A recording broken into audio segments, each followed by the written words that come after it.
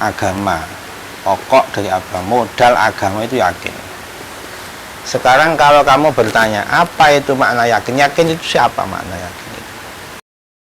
Kuatnya yakin, lemahnya yakin itu bagaimana? Fala budda min fahmihi. Jadi harus difaham dulu. Pertama kali, awalan, summal istighol bitolabi. Kalau sudah paham baru mencari, belajar, mengaji apa itu ilmu yakin. Bitolabihi wa ta'alumihi fa innama la tufhamu suratul lam bitolabuhu. Perkara yang tidak bisa digambarkan, tidak bisa difaham gambarannya, maka nggak akan mungkin bisa dicari. Wong belum paham gambarannya kok mau mencari yakin. Ilmu yakin itu apa? Gambaran saja belum paham. Fa'lam anal yakina lafdun mustarakun. Lafat yakin ini lafat yang mustarok. Bisa satu lafat punya beberapa makna, namanya mustarok.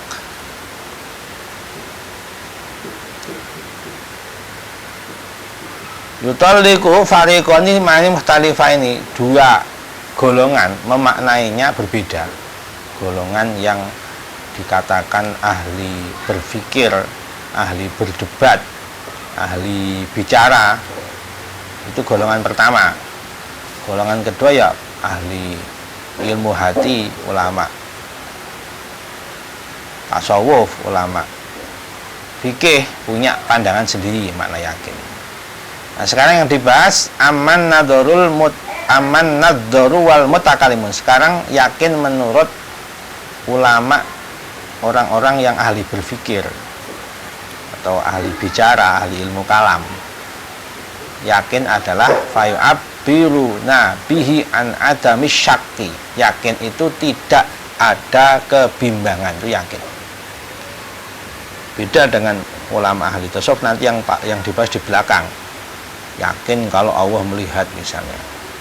Orang kalau yakin Allah melihat gak akan berani maksiat. Kok berani maksiat? Berarti keyakinannya masih lemah. Itu kalau ulama tasawuf.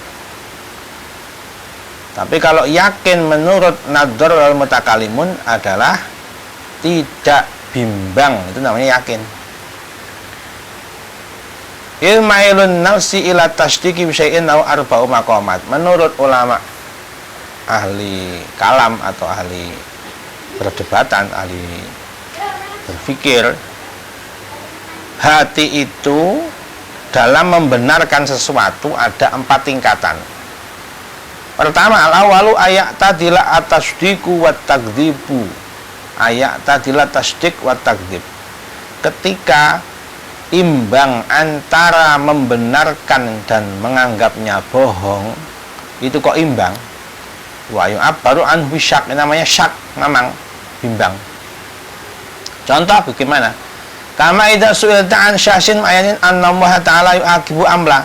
Sekarang kalau kamu ditanya, ada seseorang yang kamu nggak tahu orang ini, ada orang di belahan bumi sana mati, kamu nggak tahu dia ini bagaimana agamanya, bagaimana takwanya, bagaimana amal solehnya, bagaimana hidupnya, kamu nggak tahu. Kamu tanya orang itu kira-kira disiksa atau tidak di alam kubur sama Allah. Nah, dia pasti bimbang, kok nggak tahu. Ya ada kemungkinan disiksa, ada kemungkinan tidak. Namanya ya tadil atasdik wa takdib, antara membenarkan dan menganggapnya bohong itu imbang. Maksudnya ya mungkin ya 50% lah, namanya syak. Wa majul hal indak, karena kamu nggak tahu dia ini bagaimana hidupnya. Fa inna nafsaka la tami'u ila hukmi fi isbatin wa nafyin. Maka hatimu tidak ada kecondongan apakah ini isbat atau nafi, apakah benar-benar disiksa atau tidak, nggak ada kecondongan. Bal yastawi indaka imkanul amran fa yusama ada syak. Balik di hatimu itu yang ada adalah sama antara kemungkinan dua ini, mungkin disiksa, mungkin tidak. Ini namanya syak, bimbang. Asali yang kedua, tingkatan kedua namanya dzon. Ini dzon, prasangka. Dzon ini ya 75% lah dzon.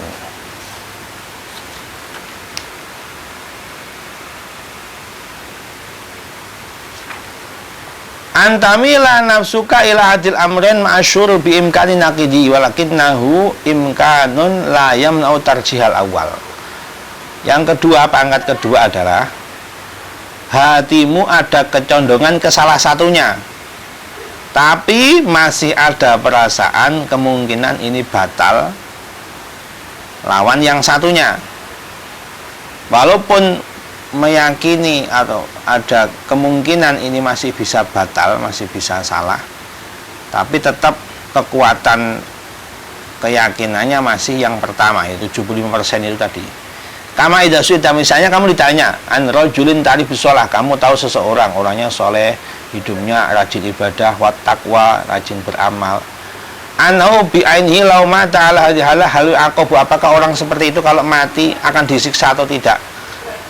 Nah, dia pasti 70% mengatakan ya tidak disiksa lah, hidupnya itu beramal soleh, takwa. Nah, tapi kamu apa tahu sebelum mati dia ini mungkin murtad? Karena ada riwayat orang itu sebelum mati digoda oleh iblis mati-matian. Orang menuju mati itu dulu yang sudah meninggal, cucu-cucu kakek-kakeknya yang sudah mati, mungkin orang tuanya sudah mati, itu oleh iblis digunakan wajahnya menyamar iblis itu. Setan itu datang, yang benar itu agama Buddha loh, yang benar itu agama Kristen, yang benar itu agama Yahudi misalnya. Terus datang itu, kalau dia menerima murtad, nah siapa yang tahu dalam keadaan nazak sakaratul maut itu orang ini berbalik arah jadi murtad? Gak ada yang tahu. Hidupnya memang dia ahli beramal, ahli soleh, tapi menjelang mati siapa yang tahu kalau tiba-tiba seperti itu? Ada kemungkinan seperti itu, tapi selama ini yang saya tahu dia hidupnya ya orang amal soleh. Wah, itu kan kita nggak tahu itu. Makanya 75% dia ini nggak akan disiksa. Tapi ada 25% kemungkinannya itu. Atau misalnya dia ini munafik, amalnya, dohirnya memang rajin ibadah ini apa, tapi dia hanya untuk menutupi, hatinya kufur misalnya. Itu kan kita nggak tahu. Kita bisanya menghukumi dohirnya 75% ini orang ini baik. Fa inna nafsa tamil annahu la yu'aqabu aktsara min mailiha ila iqab. Maka hatimu akan condong 75% ini meyakini kalau dia ini tidak disiksa. Lebih kuat keyakinannya kepada tidak disiksa daripada disiksa. Kenapa kamu meyakini seperti itu? Wa dzalika li dzuhur alam sekalna, selama hidup nampak tanda-tanda kesolehan, amal soleh. Jadi dalam hadis dikatakan orang itu beramal ma bainahu wa bainal jannah ilal dhira, sampai antara dia dan surga itu tinggal satu jengkal, satu hasta. Ternyata kufur, mati syirik, matinya kufur, naudzubillah, su'ul khatimah. Ada orang banyak seperti itu dalam hadis ini. Sebaliknya berapa banyak orang itu selama hidup kufur, syirik, amal buruk, jahat, nakal misalnya, tapi ma bainahu wa bainar illa dzira, antara dia dan neraka tinggal satu hasta. Tapi sabaqahu, didahului takdirnya kebaikan. Menurut Allah ini orangnya matinya husnul khotimah. Nah, ada kemungkinan begitu, makanya belum 100% yakin kalau orang tanda-tanda hidupnya itu baik pasti terus matinya baik, belum tentu. Tapi kalau melihat hidupnya penuh dengan kebaikan, amal soleh, zuhuri alamatil sholah, ya ini lebih banyak keyakinannya la yu'aqabu aksar mimma ila iqab, tidak disiksa lebih banyak keyakinan dibanding disiksa. Paham? Wa ma'ahada, setelah ini fa anta tujawizu ikhtifa amrin mujibin iqab fi badan syaratihi. Meskipun seperti itu, kamu masih punya keyakinan, kemungkinan tujawizu, ada yang mungkin tidak terlihat samar. Seperti yang pernah sering diceritakan itu di Mesir, itu ada orang yang hidupnya itu dianggap wali. Kalau orang datang ke situ berobat sembuh, datang ke situ berobat sembuh, terus orang menganggapnya wali.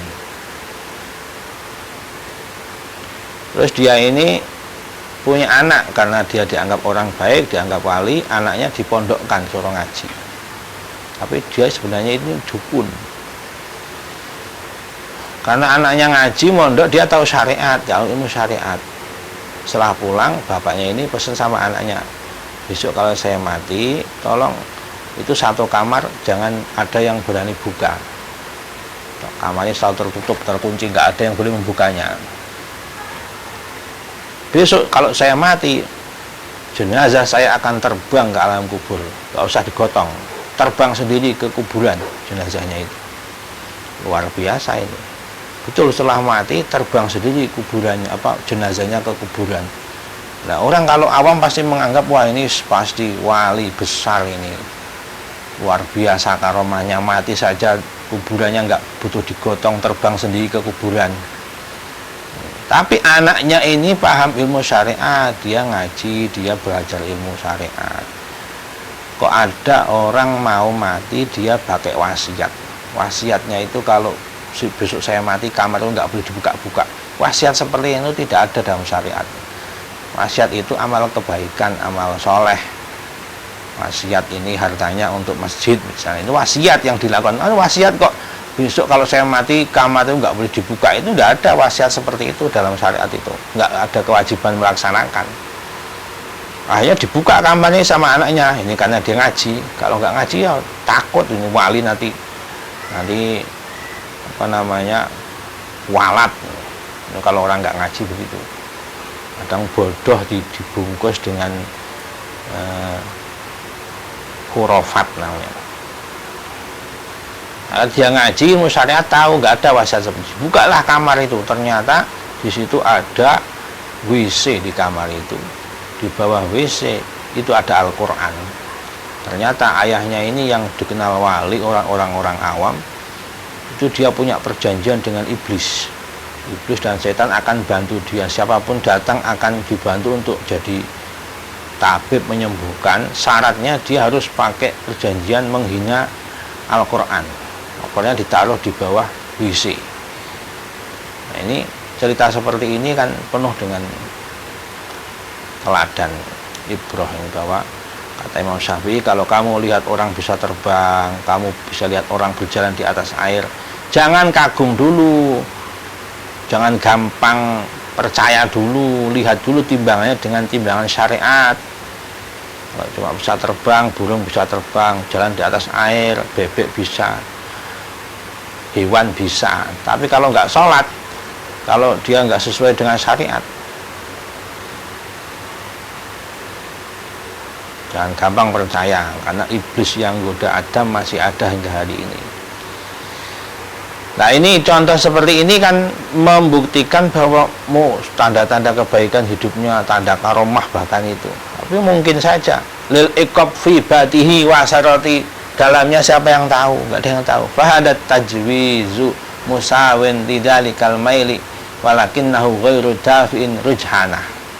Fahadil halah tusamma dhanna. Ini yang diakan don, meskipun ada keyakinan 75% masih bisa dibatalkan dengan 25% itu, ini namanya don. Tapi kadang pengertian ini pun tidak mesti sama dengan Al-Quran. Jadi ini kan bahasanya orang berpikir tadi itu nadzor, berdebat, ahli kalam. Al-Quran sendiri kadang memaknai alima, ilmu, yakin dengan don, dan memaknai don dengan yakin. Itu bahasa Al-Quran. Ini kan tata bahasa Arab. Misalnya dalam surat Al-Mumtahanah Allah berfirman, fa'in alim tumuhunna mu'minat, alimu amlim tumu, di situ maknanya don. Kalau kamu menyangka mereka orang mukmin. Sebaliknya, orang-orang yang khasyi'un, yang khusyuk itu dalam Al-Quran dikasih pengertian mereka orang yang khusyuk adalah, yang bisa sholatnya khusyuk adalah alladzina yadhunnuna annahum mulaqu rabbihim wa annahum ilaihi raji'un, surat Al-Baqarah. Orang yang khusyuk itu mereka yang yadhunnuna, menyangka bertemu, bukan menyangka tapi yakin, dan di situ maknanya yakin. Yang yakin kalau mereka bertemu dengan Allah, Kalau orang yakin bertemu dengan Allah, yakin misalnya sholat terakhir habis ini mati, pasti khusyuk sholatnya, mustahil nggak khusyuk. Yakin bertemu dengan Allah, pasti sholatnya khusyuk. Nah, ya dunu disuruh maknanya yakin. Di Al-Quran pun begitu. Jadi ini hanya masih awal dari pembahasan apa itu yakin. Misalnya dalam surat Al-Kahfi, wara'al mujrimunan nar fadhannu annahum muwaqi'uha. Orang-orang yang jahat, mujrim, pelaku dosa itu melihat neraka di akhirat, menceraikan akhirat ini. Fadhannu annahum muwaqi'uha, mereka menyangka mereka akan masuk neraka. Ya bukannya menyangka, ya yakin sudah di akhirat. Dan di sini mana yakin. Jadi bahasa dzon, bahasa syak, bahasa ilm, bahasa yakin itu sekedar bahasa. Yang dimaksud yakin menurut ulama ilmu hati atau tasawuf atau yang mau disampaikan Imam Ghazali di sini bukan ini masih mukadimah. Nanti yakin itu yaitu misalnya orang kalau yakin melihat di hatinya Allah atau yakin Allah melihatnya, tidak akan berani maksiat. Kok masih berani? Berarti yakinnya masih lemah. Itu yang nanti ada di belakang. Asal itu alam.